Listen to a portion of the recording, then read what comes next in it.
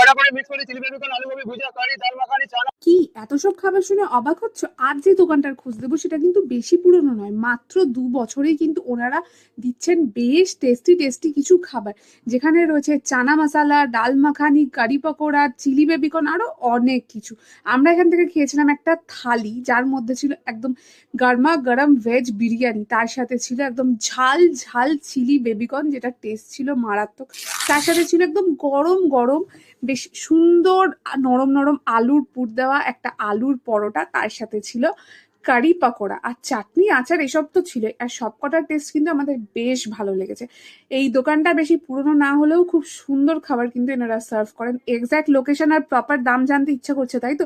এটা বলতে পারি মাত্র 100 টাকার কমেই কিন্তু তোমরা দুজনে এখান থেকে পেট ভরে লাঞ্চ করতে পারবে। আর এক্স্যাক্ট লোকেশন আরো অনেক ডিটেলস সমেত একটা ফুল ভিডিও রয়েছে চ্যানেলে, যেটা দেখতে ভুলো না। ভালো লাগলে ফলো এন্ড সাবস্ক্রাইব পেটু কলকাতা।